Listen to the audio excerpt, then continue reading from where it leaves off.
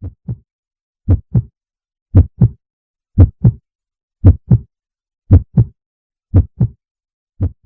was 22 years old at the time. I had just moved out of my old house, a small place I shared with my roommate. He had moved out, and with the lease coming to an end, I couldn't afford to stay there alone. The place was nice, but the rent was a stretch for one person, and without my roommate splitting the cost, I had no choice but to find something smaller. I found a new apartment quickly. It was nothing spectacular, just a little box of a space, but it would do for now. The problem was I had a ton of furniture to get rid of. Most of it was old, but I had a couch that was practically brand new.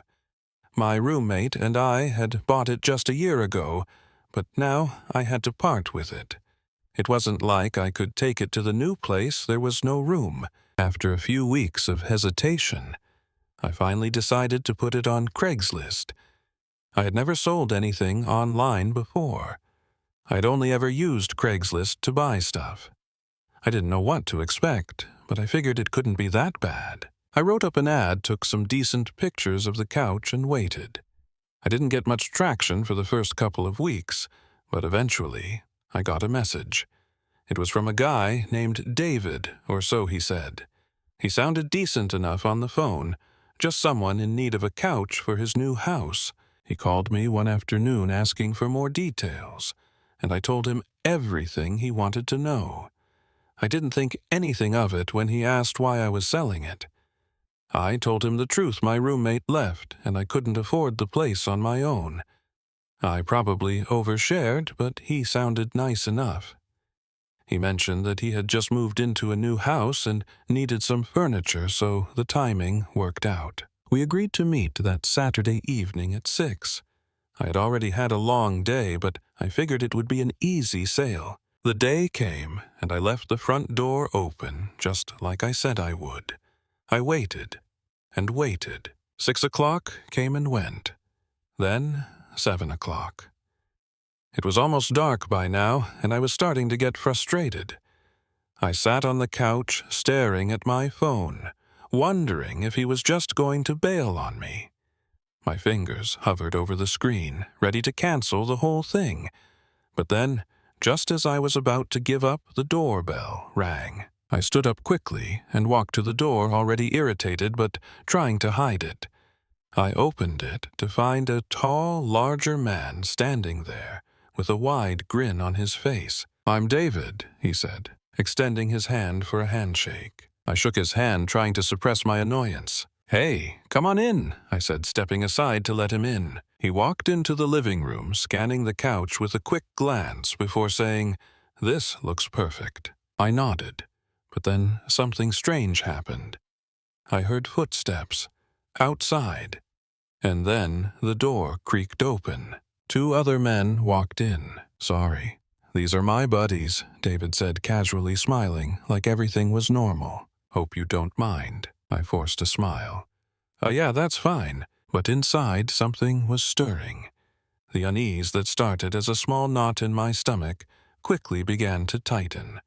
Why had these guys shown up unannounced?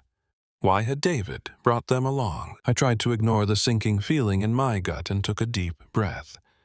They were in my house now, and there wasn't much I could do. David knelt down on the other side of the couch, inspecting it like he was looking for something. The 2 other men stood behind me, blocking my view of the door. "Hey, what's this?" David asked, pointing to the side of the couch where I couldn't see anything. I froze. I didn't see anything. Nothing. "I don't see anything," I said, trying to brush it off. He pointed again, insistent. "No, look closer." I walked over, my heart racing. Why was he acting so weird? I looked at the side of the couch, scanning it with my eyes. There was nothing there. "See?" I said, standing back up a little too quickly. David chuckled, but there was something dark behind his smile. "I'm just messing with you," he said, giving me a slap on the back. But I didn't laugh. I couldn't. The whole situation felt off. The 2 men behind me were still staring. Their smiles seemed too wide, too predatory. It made me feel like prey in my own home. I took a step back, trying to distance myself from them. "So, do you like the couch?" I asked, trying to steer the conversation back to business. David looked at his friends, and for a moment it was like time stood still. The air thickened. The smile on his face faded, and something in his eyes went cold. Then one of the men lunged at me. Before I even had time to react, I was on the ground. My body slammed into the floor hard. The man pinned me down, his weight crushing me into the hardwood. My body went stiff in shock, and I couldn't breathe. I tried to struggle to push him off me, but his grip was too strong. I could hear David and the other man rummaging around in the house, running from room to room. They were looting, taking anything of value. The sound of drawers being opened and things being tossed around echoed through the house. The man on top of me pressed my head harder into the floor, his knee digging into my back. Every breath felt like it was being squeezed out of me. I stopped struggling after a minute. I didn't want to make it worse. Then, after what felt like an eternity, I heard David's voice from the front door. "All right, that's it. Let's go." The man on top of me got off without a word. I heard footsteps running out the door, the sound of a truck engine starting, and then silence. For a moment, I couldn't move. My body felt numb, my mind in a fog of confusion and fear. What had just happened? What were they going to do to me? I gathered what little strength I had left and managed to crawl toward the door. I locked it, the sound of the deadbolt clicking in my ears. I stumbled back to the couch, my vision blurry, my legs weak beneath me. The adrenaline began to wear off and the pain hit me. My head ached from where it had been slammed against the floor, my back sore from the weight that had been pressed into it. But the physical pain was nothing compared to the terror that gripped my chest. I called the police. They arrived about 20 minutes later, taking my statement and collecting fingerprints from around the house. They took pictures of the shoe prints left behind, but when it came down to it, they didn't have much to go on. David wasn't his real name, of course. His phone number and email didn't lead to anything. The police couldn't trace it back to anyone. But then they told me something else that made my blood run cold. The same shoe prints had been found at another house a few weeks earlier. Another robbery. Another attack. The only difference, that person had been alone too. It felt like I had been targeted. I had given too much away telling David that my roommate had left, that I was living alone now. The thought haunted me. That was the last time I ever used Craigslist. Never again. I couldn't risk it. I couldn't trust anyone anymore. But the worst part was this. I kept thinking back to something David had said, something I had almost missed. He had mentioned needing cheap furniture for his new house. But when I thought about it more, I realized that David didn't look like someone who had just moved into a new house. There was something off about him. And I couldn't shake the feeling that my house wasn't the only one he had been watching. The days following the robbery blurred together. My mind felt clouded with fear and confusion, unable to process what had happened. I barely slept, the sound of the truck engine echoing in my mind every time I closed my eyes. I kept replaying the scene, trying to make sense of it all. Who were these men? What had they wanted with me? Why had they targeted me, of all people? It wasn't just the physical violation that haunted me. It was the idea that someone had been watching me for days, possibly even longer. They had come to my home, an intimate space, and destroyed the sense of safety that had once been there. I couldn't shake the feeling that something darker was at play. In the weeks that followed, I tried to move on. I kept my head low, buried in work and the stress of settling into my new apartment. But no matter how hard I tried to push it from my mind, the events of that night wouldn't let me go. I kept seeing shadows in the corners of my vision. Sometimes I'd hear a faint knock at the door or the sound of footsteps on my staircase, just enough to make my heart skip a beat. But whenever I checked, there was never anyone there. It was as if the fear I had felt in my old house had followed me into this new one. One evening, nearly a month after the incident, I sat at my kitchen table, scrolling mindlessly through my phone. A few messages here and there, the usual mundane exchanges. But then I saw something that stopped my heart cold. It was an email. It was from an account I didn't recognize, and the subject line was simple: about the couch. My throat went dry as I clicked it open.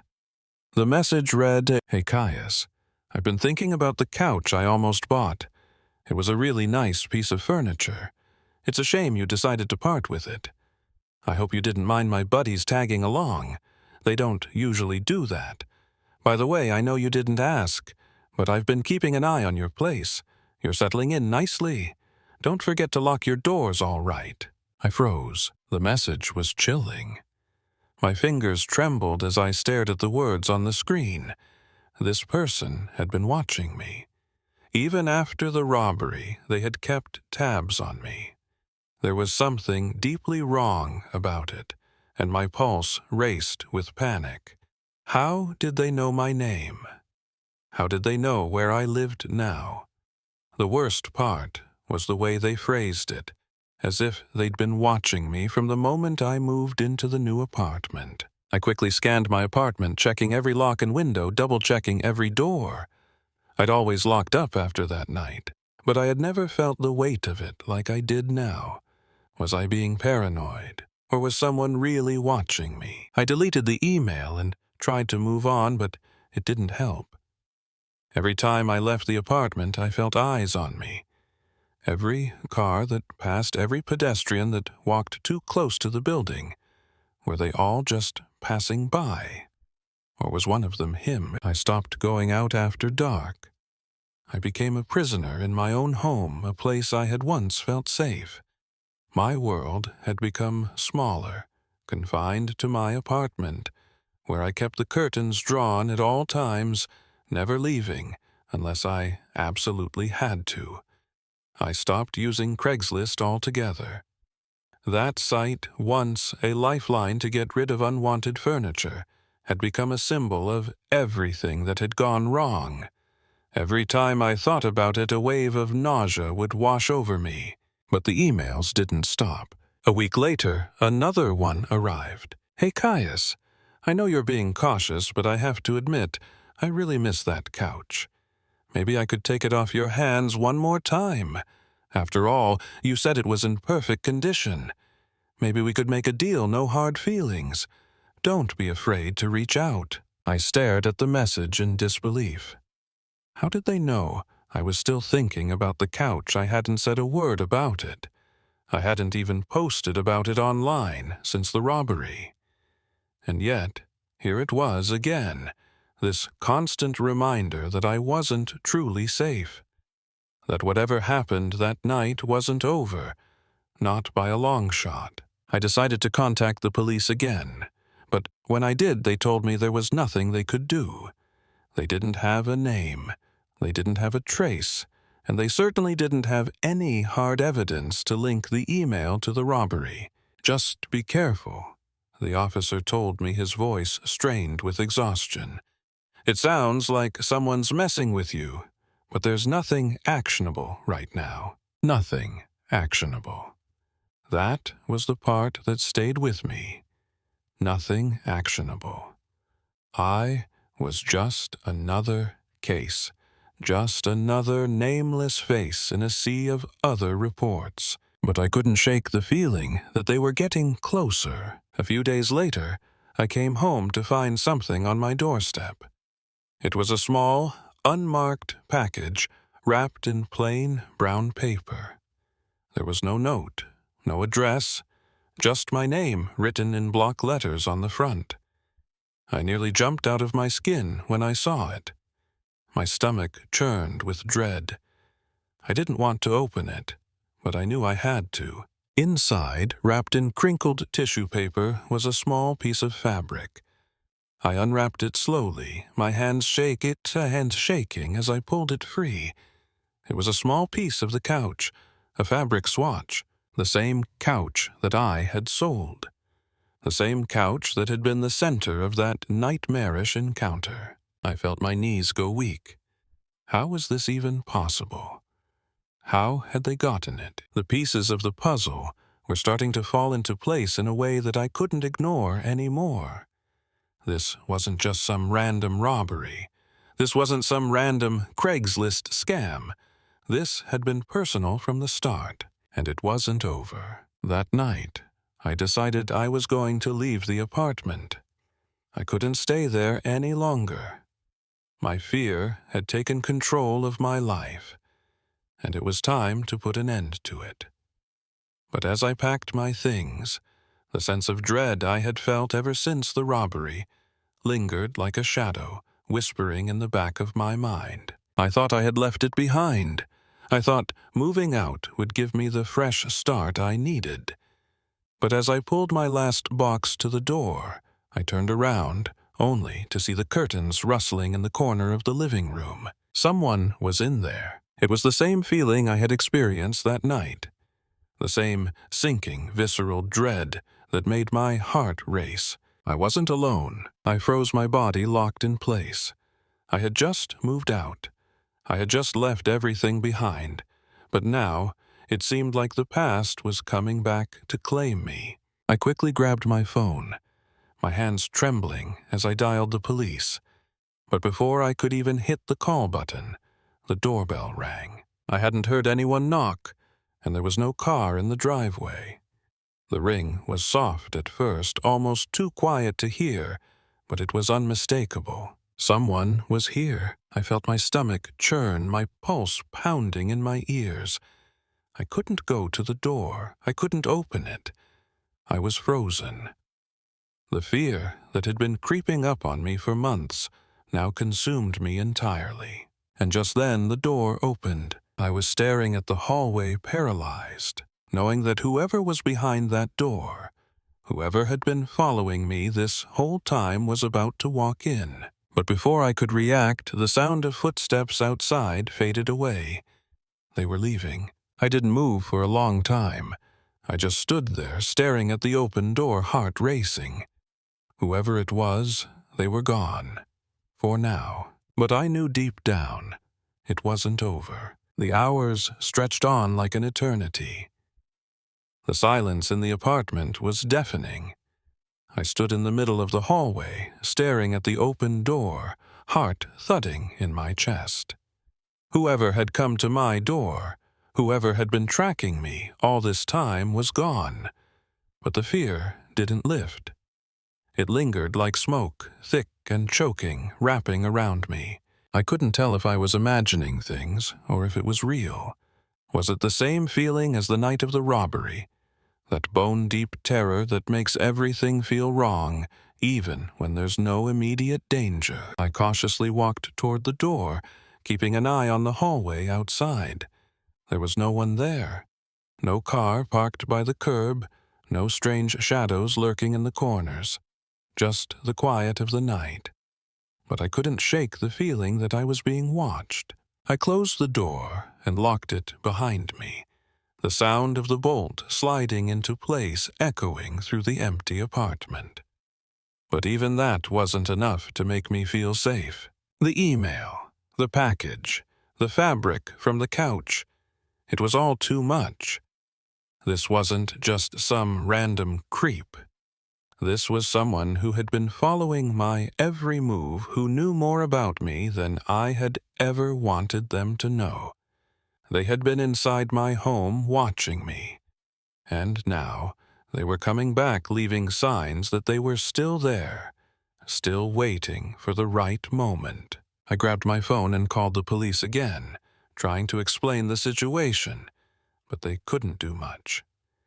They told me to keep reporting any strange occurrences, and assured me they would patrol the area. I knew it was only a matter of time before someone else showed up on my doorstep, or worse, broke in while I was asleep. The thought of it made me shudder. I hung up, but before I could even think straight, another email appeared in my inbox. "I saw you at the window earlier. I know you saw me too. Don't worry, I won't come in. Not yet. I'll let you get comfortable again. Don't worry about it. We'll see each other soon." I didn't have to read it a second time to understand. Whoever it was had been watching me through the window, waiting, and now they knew that I knew. That was when the panic really set in. I felt trapped in my own home, trapped in my own mind. It was like I was living in a nightmare, a cycle I couldn't escape. I wasn't just afraid of being robbed again. I was terrified of what would happen when this person decided to make their move. I checked every window, every door, every crevice of the apartment, but there was no sign of anyone. No footprints in the dirt outside, no cars parked too long by the curb.